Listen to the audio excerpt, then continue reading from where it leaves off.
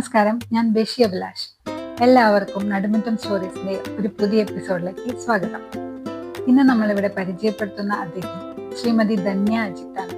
2 ജനപ്രിയ പുസ്തകങ്ങളുമായി Sharjah international book ഫെസ്റ്റിന്റെ അകത്തളങ്ങളിൽ സജീവ സാന്നിധ്യമാണ് ശ്രീമതി ധന്യ അജിത്ത്. UAE കലാ സാംസ്കാരിക രംഗത്ത് എഴുത്തു നൃത്തവുമായി ഈ കലാകാരി എന്നും സജീവമാണ്. ശ്രീമതി ധന്യ അജിത്തിന്റെ വിശേഷങ്ങളിലേക്ക്. ധന്യയുടെ വിശേഷങ്ങളുമായി നമുക്ക് കുറച്ച് സമയം ഇരിക്കാം. ധന്യ, സ്വാഗതം. നമസ്കാരം. എത്ര പുസ്തകങ്ങളാണ് പ്രസിദ്ധീകരിച്ചിട്ട് നമുക്കൊന്ന് പറഞ്ഞാലോ? ഞാൻ 2 പുസ്തകങ്ങളാണ് പ്രസിദ്ധീകരിച്ചിട്ടുള്ളത്. ആദ്യത്തെ പുസ്തകം 2022 കുറുമ്പി ഭഗവതി എന്ന് പറഞ്ഞിട്ട്, ഇത് ചെറിയൊരു നോവലായിരുന്നു. പിന്നെ ഇപ്പൊ രണ്ടാമത് കഴിഞ്ഞ വർഷം പ്രസിദ്ധീകരിച്ച കർണാഭരണം എന്ന് പറഞ്ഞിട്ടുള്ള 2ാമത്തെ നോവൽ. അങ്ങനെ 2 പുസ്തകങ്ങളാണ് പ്രസിദ്ധീകരിച്ചത്. ഇതാണ് 2ാമത്തെ പുസ്തകം, കർണാഭരണം. ഇതാണ് ധന്യയുടെ കഴിഞ്ഞ വർഷം പ്രസിദ്ധീകരിച്ച കർണാഭരണം. അതിനു മുൻപുള്ള കുറുമ്പി ഭഗവതിയും ഇതും 2 പുസ്തകങ്ങളും നല്ല പോലെ വായനക്കാർ സ്വീകരിച്ചവയാണ്. നമുക്ക് കർണാഭരണത്തിലെയും കുറുമ്പി ഭഗവതിയുടെയും കഥാസന്ദർഭങ്ങളും അതിലേക്ക് വന്ന വിശേഷങ്ങളുമായിട്ട് സംസാരിക്കാം. എങ്ങനെയാണ് എഴുത്തിലേക്കുള്ള വഴി തുറന്നു വന്നത്? തുടക്കത്തിൽ എങ്ങനെയാണ്? സ്കൂൾ ടൈമിൽ എഴുതുമായിരുന്നു. അതങ്ങനെ എഴുതി സൂക്ഷിക്കലും അങ്ങനൊന്നും ഇല്ലായിരുന്നു. പിന്നെ ആദ്യമായിട്ട് ഞാനൊരു സ്കൂളിലെ ആനുവൽ ഡേക്ക് കോമ്പറ്റീഷനായിട്ട് ആണ് ആദ്യമായിട്ടൊരു കവിതയാണ് എഴുതുന്നത്. പിന്നെ അത് കഴിഞ്ഞിട്ട് യൂത്ത് ഫെസ്റ്റിവലിനും ഒക്കെ പങ്കെടുക്കാൻ തുടങ്ങി. അങ്ങനെയാണ് എഴുത്തിന്റെ ഒരു വഴിയിലേക്ക് തുടക്കം വരുന്നത്. പിന്നെ പേരൻസും സ്കൂളിൽ നിന്ന് ടീച്ചേഴ്സിന്റെ ഒക്കെ ഭാഗത്തുനിന്ന് നല്ല പ്രോത്സാഹനമായിരുന്നു. അപ്പം പിന്നെ അത് കണ്ടിന്യൂ ചെയ്തു. ഒരു 8th 9th സ്റ്റാൻഡേർഡ് ഒക്കെ ആ സമയത്താണ് ആദ്യമായിട്ട് എഴുതാൻ തുടങ്ങുന്നത്. എഴുത്തിന്റെ വാസന ചെറുപ്പത്തിലെ തന്നെ മനസ്സിലുണ്ട്. അതെനിക്ക് തോന്നുന്നു ഒരു പക്ഷെ നമ്മൾ കൂടുതൽ വായിക്കുമ്പോൾ നമ്മളിലേക്ക് സ്വാഭാവികമായിട്ടും ഒരു എഴുത്തിന്റെ ഒരു ഇത് വരും. അങ്ങനെ വന്ന അതാവാനാണ് എനിക്ക് അങ്ങനെയാണ് തോന്നിയിട്ടുള്ളത്. ഒരു ഹൈസ്കൂൾ ടൈം മുതൽ നന്നായിട്ട് വായിക്കുമായിരുന്നു. നമ്മുടെ സ്കൂളിനടുത്തൊരു ലൈബ്രറി ഉണ്ടായിരുന്നു. അപ്പം നമുക്ക് സ്കൂള് വിട്ട് ട്യൂഷൻ തുടങ്ങുന്നതിന് മുമ്പ് ഒരു 10-15 മിനിറ്റ് ഗ്യാപ്പ് കിട്ടും. അപ്പൊ ആ സമയത്ത് നമ്മൾ ഓടിപ്പോയി പുതിയൊരു പുസ്തകം അതിനകത്തുനിന്ന് സെലക്ട് ചെയ്ത് അങ്ങനെ എടുത്ത് വായനയാണ് തുടങ്ങിയത്. പിന്നെ അത് ഡിഗ്രിക്ക് പോകുമ്പോഴും PGക്ക് പോകുമ്പോഴും ഒക്കെ ഹോസ്റ്റലിലായാലും ഈ ലൈബ്രറിയിൽ നിന്നുള്ള പുസ്തകങ്ങൾ എപ്പോഴും എൻ്റെ കൂടെ ഉണ്ടായിരുന്നു. ഇനി നമുക്ക് ധന്യയുടെ ഫാമിലി, പ്രൊഫഷൻ ഇതിനൊക്കെ പറ്റി സംസാരിച്ചാലോ? ഞാനിവിടെ ഫാമിലിയായിട്ട് ഷാർജയിലാണ് താമസിക്കുന്നത്. 2007 ഞാൻ UAE വരുന്നത്. ശരി, ഒരുപാട് കാലമായി. ഹസ്ബൻഡും മക്കളും? ഹസ്ബൻഡ് അജിത്ത് ദുബായ് കോൺട്രാക്ടിങ് കമ്പനിയിൽ വർക്ക് ചെയ്യുന്നു. മക്കള് 2 പേരും ഷാർജ ഇന്ത്യൻ സ്കൂളിലാണ് പഠിക്കുന്നത്.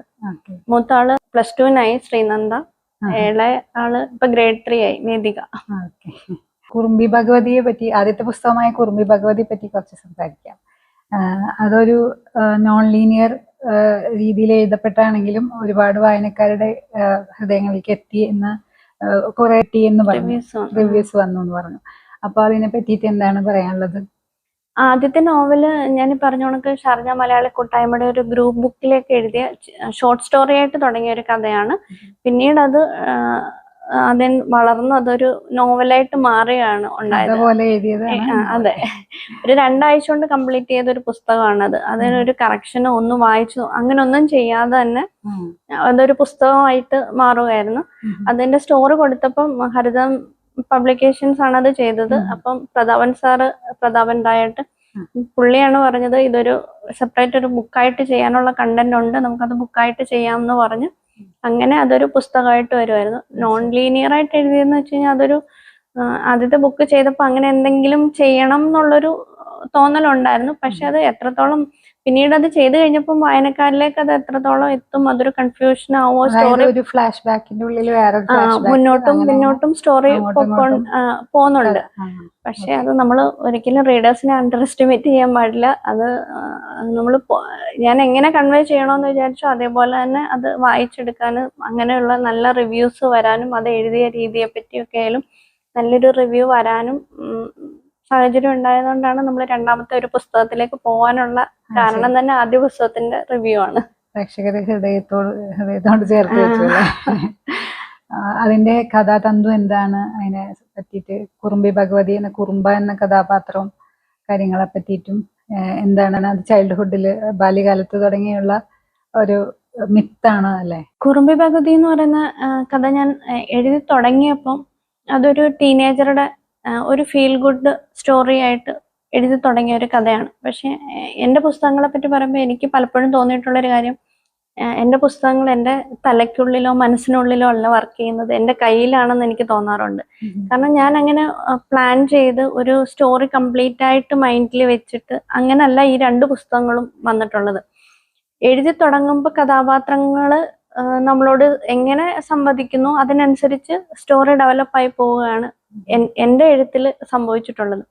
അപ്പോൾ അങ്ങനെ ഒരു ഫീൽ ഗുഡ് സാധാരണ സ്റ്റോറി എഴുതി തുടങ്ങിയത് പിന്നീട് അതൊരു മനസ്സിന്റെ കഥയായിട്ട് എഴുതുകയായിരുന്നു. അതിനകത്ത് ശക്തമായ സ്ത്രീ കഥാപാത്രങ്ങളുണ്ട്. അതിനകത്ത് കുറുമ്പ എന്ന് പറയുന്ന ഒരു ഭഗവതിയുടെ കഥയുണ്ട്.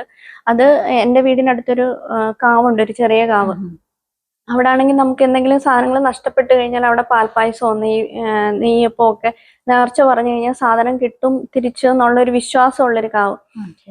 ആ ഒരു വിശ്വാസത്തിന്റെ ബേസിൽ എഴുതിയൊരു കഥയാണ്. പക്ഷെ ഭഗവതിയുടെ കഥയും ഒക്കെ എൻ്റെ ഭാവനയിൽ വിരിഞ്ഞ ഒരു കഥയായിട്ടാണ്. അതിനകത്ത് ദേവിക്ക് ഒരു ലെസ്ബിയൻ കഥാപാത്രമായിട്ടാണ് കുറുമ്പ എന്ന ഭഗവതിയെ അവതരിപ്പിച്ചിരിക്കുന്നത്. നമ്മൾ ഇന്നത്തെ കാലത്താണ് അത് കൂടുതൽ ചർച്ച ചെയ്യുന്നതെന്നുണ്ടെങ്കിലും തീർച്ചയായിട്ടും അന്നത്തെ കാലത്തും അങ്ങനെയുള്ള മനുഷ്യരെ ഉണ്ടായിട്ടുണ്ടാവുമല്ലോ. അപ്പൊ അതിൽ നിന്നും ഒരു സാധാരണ സ്ത്രീയിൽ നിന്നും ഒരു ദൈവീക ഭാവത്തിലേക്ക്, ഒരു സാധാരണ അടിയാള കുടുംബത്തിൽപ്പെട്ട സ്ത്രീ ദൈവീക ഭാവത്തിലേക്ക് വരുന്നതായിട്ടുള്ളൊരു കഥയും ഇന്നത്തെ കാലത്ത് ഇപ്പൊ UAE പോലുള്ളൊരു സിറ്റിയിൽ ജീവിക്കുന്ന ഒരു ടീനേജറുടെ കഥയും കൂടി യോജിപ്പിച്ചുകൊണ്ടുള്ള ഒരു കഥയാണ്. അതായത് ഈ കഥകളും ഈ കഥാപാത്രങ്ങളും ഈ കുട്ടിയെ സ്വാധീനിക്കുന്നത് അതൊരു മറ്റ് ഭാവനാലോകവും അത് തന്നെയാണ് കൂടുതലും. പിന്നെ എനിക്ക് ഈ സൈക്കോളജിയിലൊക്കെ കുറച്ച് താല്പര്യമുള്ള ഒരു ആളാണ്. അതുകൊണ്ട് ഞാൻ എഴുതുമ്പോൾ എനിക്ക് ഭയങ്കര ബുദ്ധിപരമായിട്ടൊന്നും ചിന്തിച്ചല്ല ഞാൻ പലപ്പോഴും കഥകൾ എഴുതുന്നത്. ഒരു കഥാപാത്രത്തിന്റെ മനസ്സിൽക്കൂടെ എനിക്ക് എങ്ങനെ സഞ്ചരിക്കാൻ പറ്റും, അവരുടെ ഉള്ളിൽ എന്തായിരിക്കും എന്ന് ചിന്തിച്ചിട്ടായിരിക്കും ഞാൻ എഴുതുന്നത്. അപ്പം ഈ കഥ എഴുതിയപ്പോഴും ഞാൻ അത് തന്നെ മനസ്സിൽക്കൂടെ ഉള്ളൊരു യാത്രയെന്ന് വേണമെങ്കിൽ പറയാം. അപ്പൊ എന്റെ കുറച്ച് മനസ്സ് തൊട്ടിട്ടാണ് എഴുതുന്നത്. അതെ, അല്ലാതെ അങ്ങനെ ഭയങ്കരമായിട്ട് ചിന്തിച്ച് അങ്ങനെയുള്ളൊരു ഇതല്ല. അപ്പൊ ഈ കഥ വായിച്ചിട്ട് ഇപ്പൊ എന്നെ ഒരു സൈക്കോളജിസ്റ്റ് ആയിട്ട് ഇവിടെ അറിയപ്പെടുന്ന ഒരു സൈക്കോളജിസ്റ്റ് ആണ്. ഇപ്പൊ പുള്ളിക്കാരി അത് വായിച്ചിട്ട് ഈ കഥയുടെ ശരിക്കുള്ള ത്രെഡ് ഇതാണ്, ഇതൊരു മനസ്സിന്റെ കഥയാണ് എന്ന് പറഞ്ഞിട്ട് പുള്ളിക്കാരി FBയിൽ ഒരു റിവ്യൂ ഒക്കെ ഇട്ടിട്ടുണ്ട്. അപ്പോഴെനിക്കത് കുറച്ചുകൂടെ എനിക്കൊരു ഭയങ്കര സന്തോഷമായിരുന്നു. ഇത് മനസ്സിലാക്കി ഇപ്പൊ ചിലര് വായിക്കുന്ന അതിലേക്ക് വന്നിട്ടുണ്ട് എന്നുള്ളത്. ചിലരിപ്പോ വായിച്ചിട്ട് പറഞ്ഞത് ഇപ്പൊ അതിനകത്ത് ശക്തമായിട്ട് ഒരു സ്ത്രീ കഥാപാത്രം ഉണ്ട്, ഈ കുട്ടിയുടെ അമ്മ ഉണ്ട്, അല്ലെങ്കിൽ കുറുമ്പ എന്ന് പറഞ്ഞ കഥാപാത്രത്തിന്റെ ഇതുണ്ട്, പിന്നെ കുറച്ച് ലെസ്ബിയൻ ഒരു ഇത് ക്യാരക്ടേഴ്സ് ഈ 2 പേരുടെ ലൈഫിലും വരുന്നുണ്ട്. അപ്പൊ അങ്ങനെ പല രീതിയിൽ പല ആംഗിളില് ഇവര് ഇത് നൊസ്റ്റാൾജിയ ആണെന്ന് തോന്നിയ ആൾക്കാരുണ്ട്. പുനർജന്മം അതുപോലെയുള്ള ഫീലാണോ? ഇല്ല, പുനർജന്മം എന്നുള്ളതല്ല. ശരിക്കും പറഞ്ഞാൽ ഈ 2 പേരുടെ ലൈഫ് പാരലലി പോവാണ്. ഇത് പുനർജന്മം അല്ല. പക്ഷെ പണ്ടേതോ കാലത്ത് ജീവിച്ചിരുന്ന ഒരു ദേവിയുടെ ലൈഫിലെ അതേ ഇൻസിഡൻസ് ഇപ്പോഴത്തെ കാലത്ത് ഒരു ടീനേജർ ആയിട്ടുള്ള ഒരു മോഡേൺ ലൈഫിലുള്ള ഒരു പെൺകുട്ടിയുടെ ജീവിതത്തിലും സംഭവിക്കുന്നുണ്ട്. പക്ഷെ അത് നമ്മളത് റീഡേഴ്സ് അത് വായിച്ചെടുക്കണം എന്നുള്ളതാണ്. അത് നമ്മള് വ്യത്യസ്തമായ ഒരു നമ്മള് ഡീപ്പായിട്ട് വായിച്ചു പോകുമ്പോൾ നമുക്കത് കൃത്യമായിട്ട് കണക്ട് ചെയ്യാൻ പറ്റും. എങ്കിൽ അത് ഞാൻ ഡയറക്റ്റ്ലി അതായത് ഇങ്ങനെ തുറന്നു പറയുന്നില്ല. പക്ഷെ അത് റീഡേഴ്സിന് വായിക്കാനുള്ള ഒരു ഓപ്ഷൻ കൊടുത്തുകൊണ്ടാണ് ഏത് രീതിയിൽ, അതായത് ബേസിക്കത് സിമ്പിളായിട്ട് ഒരു സ്റ്റോറി ആയിട്ടും വായിച്ചു പോവാം, സൈക്കോളജിക്കലായിട്ടും അത് എടുക്കാവുന്ന ഒരു പുസ്തകം. വായിച്ചിട്ട് അതിന്റെ ഞാൻ എഴുതിയപ്പോ ഞാൻ ആ ഒരു മൈൻഡ് സെറ്റിലാണ് ആ പുസ്തകം എഴുതിയത്. അതെ, നൈസർഗികമായ എഴുത്ത് ഉണ്ട് കൈവശമായുണ്ട്. അതുകൊണ്ടാണ് ഈ എഴുതിക്കൊണ്ടിരിക്കുമ്പോ തനിയെ കഥാസന്ദർഭങ്ങൾ വന്ന് അത് നമ്മൾ ഒരുപാട് വായിക്കുമ്പോൾ ഉണ്ടാവുന്ന ഒരു ഇതായിട്ടാണ് എനിക്ക് തോന്നിയിട്ടുള്ളത്. നമ്മൾ ഒരുപാട് വായിക്കുന്ന മിക്കവരും എഴുതാറുണ്ട്. അങ്ങനെ വന്നൊരു ഉള്ളിലൊരു കഴിവുണ്ട്, അതുകൊണ്ടാണല്ലോ. പിന്നെ നമ്മുടെ 2ാമത്തെ കഥയായ കർണാഭരണം, നോവലായ കർണാഭരണം, അതിനെ പറ്റിയിട്ട് എന്താണ് അതിന്റെ സന്ദർഭം? കർണാഭരണം ഞാൻ ഈ പുസ്തകത്തിന്റെ ആമുഖത്തിൽ തന്നെ പറഞ്ഞിട്ടുണ്ട്. ഞാൻ ഇതിന്റെ ഈ കഥയിലെ കുറെ കഥാപാത്രങ്ങളെ ഞാൻ ശരിക്കും എൻ്റെ ഒരു ടീനേജിൽ ഞാൻ എഴുതി വെച്ച കഥയാണ്. അതിന്റെ ഒരു ഷോർട്ട് സ്റ്റോറി ആയിട്ട് എഴുതി വെച്ചൊരു ത്രെഡ് ഉണ്ടായിരുന്നതാണത്. പിന്നെ അത് ഇപ്പൊ ഒരു പുസ്തകമായിട്ട് ചെയ്യണമെന്ന് തോന്നിയപ്പോ അത് ഡെവലപ്പ് ചെയ്തിട്ടാണ്. അപ്പൊ അതിലെ ആദ്യത്തെ കഥാപാത്രങ്ങൾ ഇപ്പൊ കോവാലനും പാർവതി, കൊച്ചുപെണ്ണ്, അവരുടെ കഥയൊക്കെ ഓൾറെഡി എന്റെ മൈൻഡിൽ ഉണ്ടായിരുന്നതാണ്. പിന്നീട് ആണ് ഉമ്മന്, ലൂക്ക തുടങ്ങിയ കഥാപാത്രങ്ങൾ ആഡ് ചെയ്തിട്ട് ആണ് ഇതൊരു പുസ്തകമായിട്ട് മാറിയത്. അപ്പൊ നമ്മൾ ഈ ഇന്ദിരാഗാന്ധിയുടെ കാലത്താണ് ഈ സ്റ്റെറിലൈസേഷൻ നടക്കുന്നത്. അതിനുശേഷമുള്ള അതെ അതിനുശേഷമുള്ള ഒരു കാലഘട്ടത്തില് നമ്മൾക്ക് ഗവൺമെന്റ് കുറച്ച് ബെനിഫിറ്റ്സ് ഒക്കെ കൊടുത്തോണ്ട് ആൾക്കാരെ കൊണ്ട് ആ ഒരു കാലഘട്ടത്തിലെ കഥയാണ് ഞാനിത് ഈ പുസ്തകത്തിൽ പറഞ്ഞേക്കുന്നത്. അത് എങ്ങനെ, അത് സത്യം പറഞ്ഞാൽ അതൊരു രാഷ്ട്രീയമായിട്ട് ഒരു ബേസ് അതാണ്, ആ സാഹചര്യമാണെന്നുണ്ടെങ്കിലും കാലഘട്ടം ബേസ് ആണ്, പ്രൊജക്ട് ചെയ്ത് നിൽക്കുന്നില്ല. ഇല്ലില്ല. ഇത് ശരിക്കും അതെങ്ങനെ ആ കഥാപാത്രങ്ങളെ ബാധിച്ചു, അല്ലെങ്കിൽ അവരുടെ ലൈഫിൽ എങ്ങനെയൊക്കെ അത് അഫക്റ്റ് ചെയ്തു എന്നുള്ള രീതിയിലാണ് ഈ കഥ പറഞ്ഞു പോകുന്നത്. അപ്പൊ എനിക്ക് ചെറിയൊരു ടെൻഷൻ ഉണ്ടായിരുന്നെന്ന് വെച്ചാൽ 2 സമയത്ത് എഴുതിയ കഥകളാണ്. അപ്പൊ നമ്മളെ വായനയുടെ രീതി മാറി, ആൾക്കാർ മാറി. അപ്പൊ അന്നത്തെ കഥാപാത്രവും ഇപ്പോഴത്തേതും തമ്മിൽ ഞാൻ എഴുതുമ്പോഴത് ബ്ലെൻഡായി വരുമോ എന്നുള്ളൊരു ടെൻഷൻ ഉണ്ടായിരുന്നു.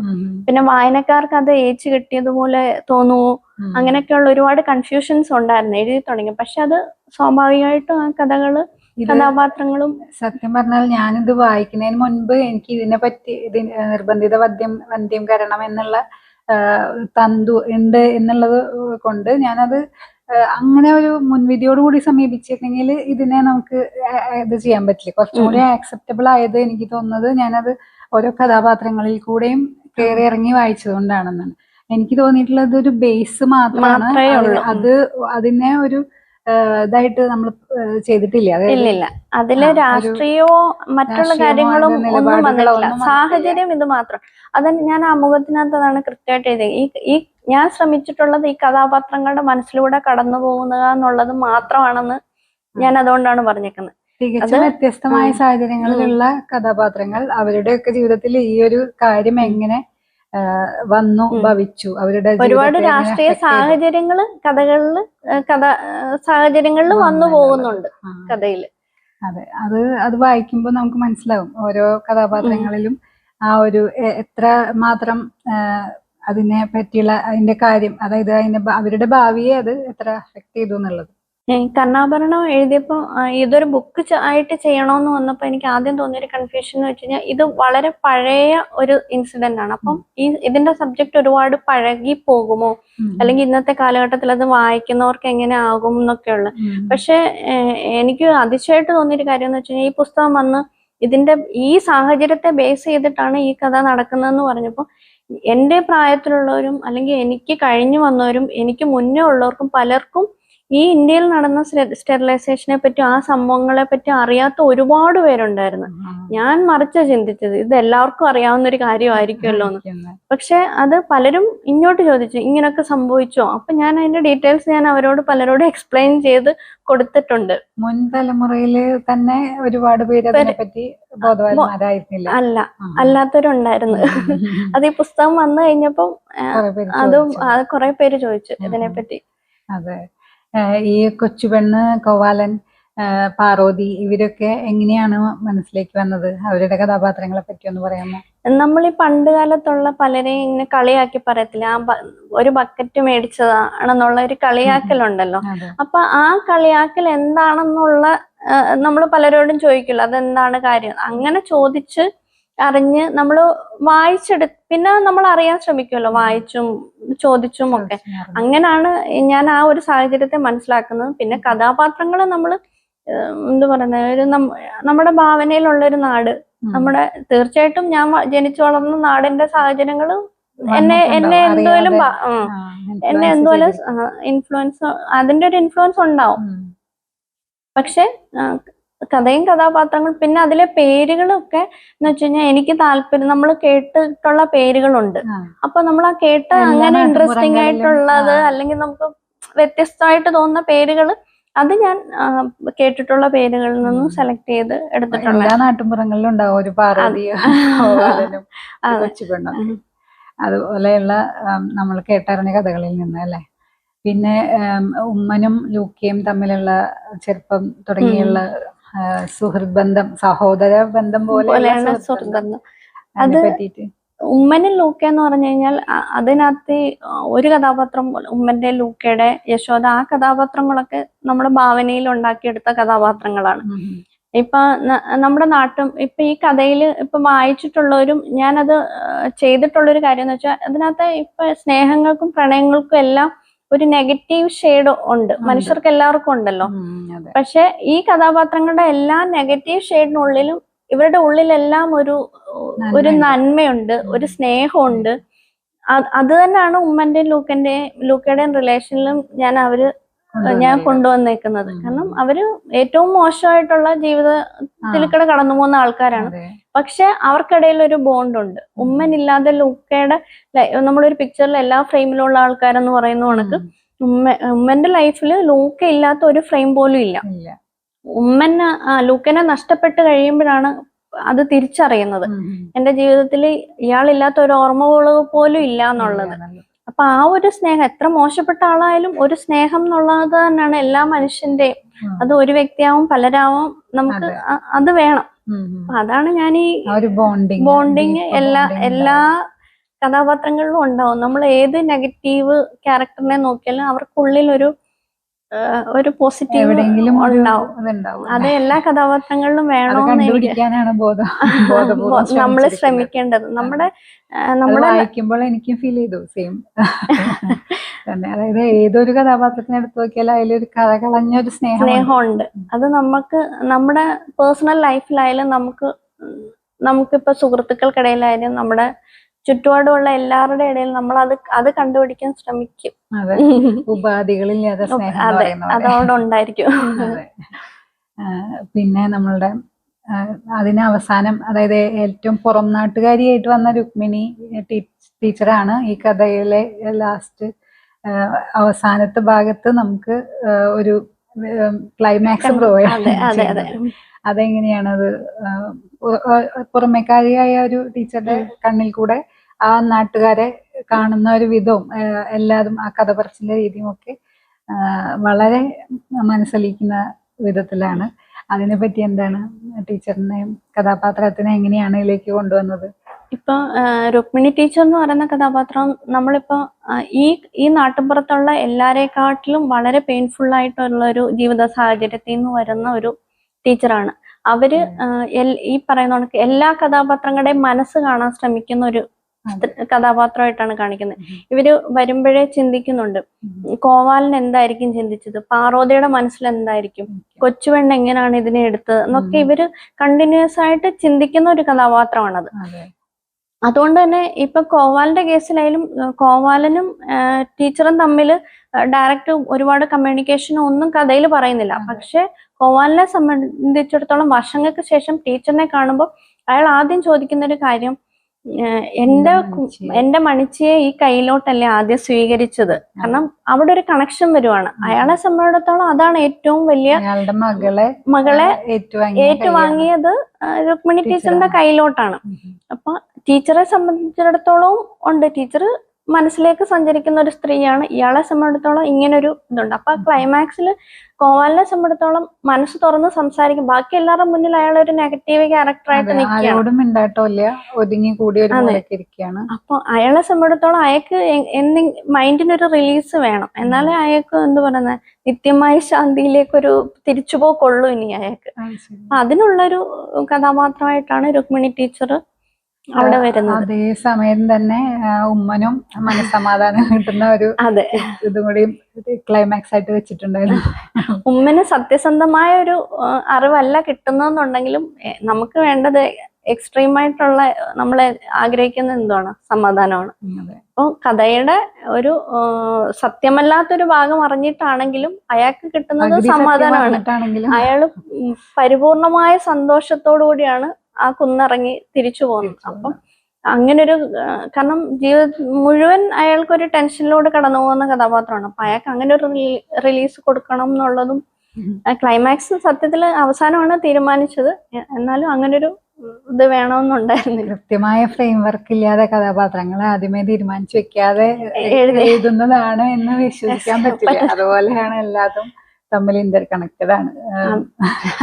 അതാ ഞാൻ പറഞ്ഞത്, മൈൻഡില് ഞാൻ വർക്ക് ചെയ്യുന്നത് കുറവാണ്. ഞാൻ എഴുതുമ്പോഴാണ് വർക്ക് ചെയ്യുന്നത്. രണ്ടും കൂടെ നടക്കുന്നുണ്ടായിരിക്കും. അതെ അതെ, മൈൻഡിൽ നടക്കുന്നുണ്ടാവും, അത് അങ്ങനെ കയ്യിലേക്ക് തനിയെ വരുന്നതാണ്. ഈ 2 നോവലുകൾക്കും ഒരു സെക്കൻഡ് പാർട്ട് വെക്കാനുള്ള ഒരു സ്പേസ് വിട്ടിട്ടുണ്ട് അല്ലെ? അത് മനഃപൂർവ്വം ചെയ്തതാണോ, അത് ഭാവിയിൽ അത് ചെയ്യാനുള്ള പരിപാടി ഉണ്ടോ? ആദ്യത്തെ നോവലില് ഞാൻ ഒരു സെക്കൻഡ് പാർട്ട് ചെയ്യണം എന്ന് വിചാരിച്ചിട്ടാണ് അത് എൻഡ് ചെയ്തേക്കുന്നത്. കാരണം കുറുമ്പ ഭഗവതി കുഞ്ചു എന്ന കഥാപാത്രത്തിനൊപ്പമുണ്ട് എന്നൊരു ഹിന്റ് കൊടുത്തിട്ടാണ് ആ സ്റ്റോറി, അതൊരു പിക്ചർക്കണാണ് ഞാനത് എൻഡ് ചെയ്തേക്കുന്നത്. അത് പക്ഷെ പിന്നീട് ചെയ്യാൻ സാധിച്ചിട്ടില്ല എന്നുള്ളതാണ്. രണ്ടാമത്തെ കഥയിലെന്ന് വെച്ച് കഴിഞ്ഞാൽ അങ്ങനെ മനഃപൂർവ്വമായിട്ട് കൊടുത്തല്ല, വേണമെങ്കിൽ ചെയ്യാനുള്ളൊരു ഓപ്ഷൻ ഉണ്ടെന്നുള്ളതേ ഉള്ളൂ. അതിന്റെ 2 കഥകളും കംപ്ലീറ്റ് ആണ്, വേണമെങ്കിൽ ചെയ്യാനുള്ള ഓപ്ഷൻ ഉണ്ട്. അത് പക്ഷെ നടക്കുമെന്ന് അറിയത്തില്ല. അതുപോലെ ഒരു സിനിമയാക്കാനും ടെലിഫിലിം ആക്കാനും ഒക്കെ ഉള്ള സ്കോപ്പ് അതിൽ കിടക്കുന്നുണ്ടാവും അല്ലേ? അങ്ങനെയുള്ള കാര്യങ്ങൾ ഞാൻ FBയിൽ ഒരു സ്റ്റോറി എഴുതിയിട്ടുണ്ടായിരുന്നു. പപ്പുവും പ്രണയമന്താരം എന്ന് പറഞ്ഞിട്ടൊരു ഒരു ടീനേജ് ലവിന്റെ സ്റ്റോറിയാണ്. എന്നുവെച്ചാൽ ലവ് സ്റ്റോറി അല്ല, ഒരു പ്രണയിക്കാനുള്ള മനസ്സുള്ള ഒരു പെൺകുട്ടിയുടെ ഹൃദയം എങ്ങനെയാണെന്ന്, അതൊരു തമാശ രീതിയിലുള്ളൊരു കഥയായിരുന്നു.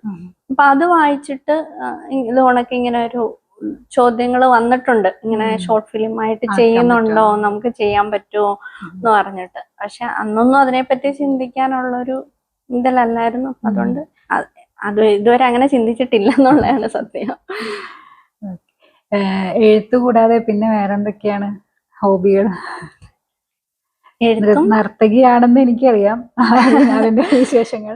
ഇതൊക്കെ നർത്തകിയാണോ എഴുത്തുകാരിയാണോ എന്നുള്ള അല്ല, എനിക്കിതൊക്കെ ചെയ്യാൻ ഇഷ്ടമാണ്. ഡാൻസ് ചെയ്യാൻ ഇഷ്ടമാണ്, എഴുതാൻ ഇഷ്ടമാണ്, വായിക്കാൻ ഇഷ്ടമാണ്, അങ്ങനെ ഒരുപാട് കാര്യങ്ങൾ. പിന്നെ ഓരോ സമയത്ത് എനിക്ക് ഓരോ ഇഷ്ടങ്ങളായിരിക്കും, നമ്മൾ അതിനനുസരിച്ച് അങ്ങ് പോവാം. നമ്മളെപ്പോഴും എൻഗേജ്ഡ് ആയിട്ടിരിക്കുക, ഹാപ്പി ആയിട്ടിരിക്കുക. അപ്പൊ അതിനെന്താണ് തോന്നുന്നതെന്ന് വെച്ച് കഴിഞ്ഞാൽ, ഒരുപക്ഷെ എഴുത്തിനെക്കാട്ടിൽ ഞാൻ കുറച്ചുകൂടെ ഞാൻ എൻ്റെ ഇപ്പൊ ഡാൻസിന്റെ ഒരു വീഡിയോ ഫോട്ടോ ഇടുമ്പോഴും ഞാൻ എപ്പോഴും ഇടുന്നൊരു ക്യാപ്ഷനകത്ത് ഒരു മെഡിറ്റേഷൻ കാണും. എനിക്കൊരു മെഡിറ്റേഷൻ ഫീലാണ് എപ്പോഴും ഡാൻസ് ചെയ്യുമ്പോൾ. അതൊരു സ്റ്റേജിൽ പെർഫോം ചെയ്യാന്നുള്ളത് മാത്രമല്ല, ഇപ്പൊ ഞാൻ ഒറ്റയ്ക്ക് ചെയ്യുന്ന നിൽക്കുമ്പോഴും ഇപ്പൊ പാട്ടുപാടി ഡാൻസ് ചെയ്താലും എനിക്കത് ഒരു ഭയങ്കര ഒരു കംപ്ലീഷൻ ഫീൽ ചെയ്യുന്ന ഒരു മൊമെന്റ് ആണ്. അതുകൊണ്ട് അതങ്ങനെ ചെയ്യുന്നുള്ളതേ ഉള്ളൂ. ക്ലാസിക്കൽ ഡാൻസ് പഠിക്കുന്നുണ്ടോ? സ്കൂൾ ടൈമിൽ കുറച്ച് പഠിച്ചിട്ടുണ്ടായിരുന്നു. പിന്നെ അന്നത് അത്ര വലിയ സീരിയസ് ആയിട്ട് എടുത്തിട്ടില്ല. അമ്മയുടെ നിർബന്ധത്തിന് പോയി ചെയ്യാന്നുള്ളതും പിന്നെ സ്കൂളിൽ പ്രോഗ്രാമിനൊക്കെ ചെയ്യാന്നുള്ളതേ ഉള്ളായിരുന്നു. ഇപ്പം പക്ഷെ ഇഷ്ടമാണ്. ഇപ്പൊ നമുക്ക് സമയക്കുറവുണ്ട്. പിന്നെ കിട്ടുമ്പോഴും അല്ലെങ്കിൽ നമുക്ക് അങ്ങനെ പരിചയമുള്ള പ്രോഗ്രാംസ് വരുമ്പോഴൊക്കെ കുറച്ചൊക്കെ ചെയ്യാറുണ്ട്. ഇവിടെ വേദികൾ കിട്ടാറുണ്ടല്ലേ? വേദികൾ എനിക്ക് തോന്നുന്നത് നമുക്ക് നാട്ടിലുള്ളതിനെക്കാട്ടിലും ഒരുപാട് പ്രോഗ്രാംസും വേദികളും അവസരങ്ങളും സപ്പോർട്ടും ഒക്കെ ഇപ്പൊ ബുക്കിന്റെ കേസിലായാലും ഡാൻസിന്റെ കേസിലായാലും എനിക്ക് പേഴ്സണലി ഫീൽ ചെയ്തിട്ടുള്ള ഒരു കാര്യമാണ് കേട്ടോ. പ്രത്യേകിച്ച് ഷാർജയില് നമുക്ക് അതിനെ സപ്പോർട്ട് ചെയ്യുന്ന കലയായാലും സാഹിത്യത്തിനെയായാലും സപ്പോർട്ട് ചെയ്യുന്ന ഒരുപാട് അസോസിയേഷനും ആൾക്കാരും നമുക്ക് സിൻസിയർ ആയിട്ടുള്ള സപ്പോർട്ടുകളും അവസരങ്ങളും ഉള്ള ഒരു സ്ഥലമാണ്. അപ്പൊ അതുണ്ട് തീർച്ചയായിട്ടും. അതും കൊണ്ടും കൂടാണ് ഇത് നമ്മൾ എഴുത്തും ഇതൊക്കെ ഇങ്ങനെ കൂടെ കൊണ്ടുപോകുന്നത്. അല്ലെങ്കിൽ ഞാൻ പൊതുവെ ഇത്തിരി മടിയുള്ള കൂട്ടത്തിലാണ്. നമുക്ക് കൂടെ ഉള്ളവര് എഴുത് അല്ലെങ്കിൽ ചെയ്യുക അല്ലെങ്കിൽ പ്രോഗ്രാമിന് അങ്ങനെ പറയുമ്പോഴാണ് നമ്മൾ ആ ഒരു സപ്പോർട്ടിലാണ് പോകുന്നത്. വീട്ടുകാരുടെ സപ്പോർട്ടും എല്ലാ കാര്യത്തിലും ഉണ്ട് അല്ലേ? അതിന്റെ ആമുഖത്തിൽ എഴുതിയിട്ടുണ്ട്. അതുണ്ട്. അത് ഇപ്പൊ അമ്മയായാലും ഞാനിപ്പോ ഇതൊക്കെ നിർത്തിയത് ഭയങ്കര വിഷമമായിരുന്നു. ഹസ്ബൻഡ് ആയാലും ഇപ്പൊ ഞാൻ ഈ കഥ തുടങ്ങിയിട്ട് ഞാൻ ഇടയ്ക്ക് വെച്ച് സ്റ്റോപ്പ് ചെയ്തതാണ്. പിന്നെ അജിത്താണ് ചോദിക്കുന്നത്, ഇത് കംപ്ലീറ്റ് ചെയ്യുന്നില്ല, എവിടം വരെ ആയി എന്നൊക്കെ ഉള്ളൊരു ചോദ്യം വരുമ്പോഴാണ് നമ്മൾ പിന്നെയും ഇത് എഴുതുന്നത്. അതുകൊണ്ട് തന്നെയാണ് പ്രതാപൻ സാർ ആയാലും ഹരിതത്തിന്റെ ഇത് കംപ്ലീറ്റ് ആയില്ലേ, അങ്ങനെ മടി പിടിച്ചിരിക്കരുത് എന്ന് പറഞ്ഞിട്ട് ഇങ്ങനെ ചോദിച്ചോണ്ടേയിരിക്കും. അപ്പൊ അതൊക്കെ ഈ രംഗത്തേക്ക് കടന്നു വരാൻ ആഗ്രഹിക്കുന്ന പുതിയ എഴുത്തുകാരോട് അല്ലെങ്കിൽ മനസ്സിൽ എഴുത്തുള്ളവരോട് എന്താണ് കൊടുക്കാനുള്ള ഉപദേശം? ഇപ്പൊ എഴുതണം എന്നുള്ളവർക്ക് എനിക്കറിയത്തില്ല, എനിക്ക് അതൊരു ബോൺ ടാലന്റ് ഉണ്ടോ. ഇപ്പൊ 2 പുസ്തകം ചെയ്തെങ്കിലും ഞാനൊരു എഴുത്തുകാരിയായിട്ടോ അല്ലെങ്കിൽ എനിക്ക് അങ്ങനെ ഇതുവരെ തോന്നിയിട്ടില്ല എന്നുള്ളതാണ് സത്യം. ഈ എഴുത്തും പുസ്തകങ്ങളും ഒന്നും എന്റെ പേഴ്സണൽ ക്യാരക്ടറുമായിട്ട് യാതൊരു ബന്ധവും ഇല്ലാത്ത കാര്യമാണ്. അത് അത്രയും സീരിയസ് തന്നെയാണ്. അല്ല അങ്ങനല്ല. ഞാൻ അത്രയും ഒരു സീരിയസ് ആയിട്ട് ഇപ്പൊ കഥയും കഥാപാത്രങ്ങളും പുസ്തകങ്ങളും ഇപ്പൊ എന്നെ പേഴ്സണലി അറിയാവുന്ന ഒരാള് ഞാൻ എഴുതിയൊരു പുസ്തകം എന്ന് പറയത്തില്ല. ഇപ്പൊ എന്റെ ഫ്രണ്ട്സ് ആയാലും ഇപ്പൊ വായിച്ചിട്ട് നീ ഇങ്ങനെ എഴുതിയോ അല്ലെങ്കിൽ ഇങ്ങനെ ചെയ്തോ സ്വയം അങ്ങനെ തോന്നുന്നു.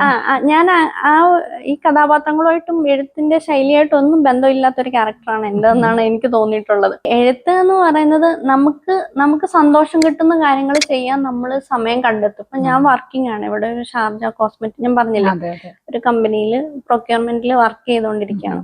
അപ്പൊ എനിക്ക് കിട്ടുന്ന ടൈം വളരെ കുറച്ചായിരിക്കും. ഞാൻ രാവിലെ ഒരു 7:30 പോയി കഴിഞ്ഞാൽ ഒരു 7 o'clock ആവും തിരിച്ച് വീട്ടിലെത്താൻ. പ്ലസ് മക്കളുണ്ട്, ഫാമിലി ആയിട്ടൊക്കെ നമ്മൾ താമസിക്കുന്ന, അപ്പൊ നമുക്ക് കിട്ടുന്ന സമയം കുറച്ചായിരിക്കും. പക്ഷെ എഴുതണമെന്നുള്ളവർക്ക് എഴുതുക.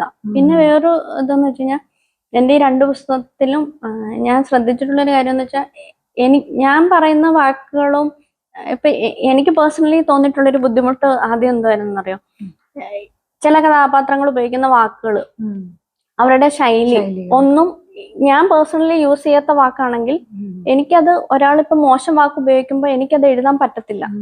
അവിടെ നമ്മൾ ആ ഒരു പിടിച്ചു വെക്കൽ വന്നു കഴിഞ്ഞാൽ ആ കഥാപാത്രം കംപ്ലീറ്റ് ആവത്തില്ല. അവിടെ അത് നമ്മൾ തുറന്ന് എഴുതാം. ഇപ്പൊ പലരും പറഞ്ഞ് ഞാൻ കേട്ടിട്ടുള്ള ഒരു കാര്യം, അല്ലെങ്കിൽ അങ്ങനെ എഴുതുന്നവരോ അയ്യോ അവരങ്ങനെ എഴുതിയോ എന്ന് ചോദിക്കുന്നത് ഞാൻ കേട്ടിട്ടുണ്ട്. പക്ഷെ ഇത് ഒരു കഥയുടെ കേസ് വരുമ്പോൾ നിങ്ങൾ എഴുത്തുകാര് എന്താണെന്നുള്ളതൊന്നും നോക്കേണ്ട കാര്യമില്ല. കഥാപാത്രം എങ്ങനെയാണോ അത് നമ്മൾ അവിടെ 100% അവിടെ എഴുതാൻ നമ്മളാൽ പറ്റുന്ന രീതിയിൽ അത് പ്രസന്റ് ചെയ്യണം. പിന്നെ നമ്മുടെ ഇഷ്ടങ്ങൾക്കും ആഗ്രഹങ്ങൾക്കും നമ്മൾ സമയം കണ്ടെത്തി ചെയ്യണം. പിന്നെ ഇതിനെല്ലാം ഒരു സ്ട്രഗിൾ ഉണ്ട്. അതിന്റെ ഒരു റിസൾട്ട് കിട്ടുമ്പോൾ കിട്ടുന്ന സന്തോഷം ഈ സ്ട്രഗിളിനെ എല്ലാം മായ്ച്ചു കളഞ്ഞോളൂ എന്നാണ് എനിക്ക് പറയാനുള്ളത്. ഒരുപാട് സന്തോഷം തന്നെയാ. നമ്മളോടൊപ്പം ഒരുപാട് സമയം ചെലവഴിച്ചതിനും എഴുത്തിന്റെ വഴികൾ നമ്മൾക്ക് തുറന്നു തന്നതിനും ഒരുപാട് സന്തോഷം. ഇനിയും ഒരുപാട് ഉയരങ്ങളിൽ എത്താൻ ആശംസകൾ നേരുന്നു. Thank you Bashi. നേരത്തെ ആയാലും ഇപ്പൊ ബുക്കിനെ പറ്റി സംസാരിക്കാനൊക്കെ ആരെങ്കിലും വിളിച്ചു കഴിഞ്ഞാൽ ഞാൻ ചിന്തിക്കുന്ന ഒരു കാര്യം, ആകെ 2 ബുക്ക് ചെയ്തിട്ടുണ്ട്, ഇതിനെപ്പറ്റി എന്താണ് ഇത്ര സംസാരിക്കാൻ, എനിക്കൊന്നും കൂടുതൽ പറയാനില്ല എന്നുള്ളൊരു തോന്നൽ കൊണ്ട് ഞാൻ പലപ്പോഴും അങ്ങനെ ഉള്ള ഇത് ഒഴിവാക്കിയിട്ടുണ്ട്, പിന്മാറിയിട്ടുണ്ട്. പക്ഷെ ബഷീർ എന്നെ കൂടുതൽ കംഫർട്ടബിൾ ആക്കി. എനിക്ക് എന്താ പറയുന്നത്, എനിക്ക് അങ്ങനെ ഒരു ഫോർമൽ സംസാരമായിട്ട് തോന്നിയില്ല. ഒരു സൗഹൃദ സംഭാഷണം പോലെ നന്നായിട്ട് സംസാരിക്കാൻ പറ്റി. Thank you.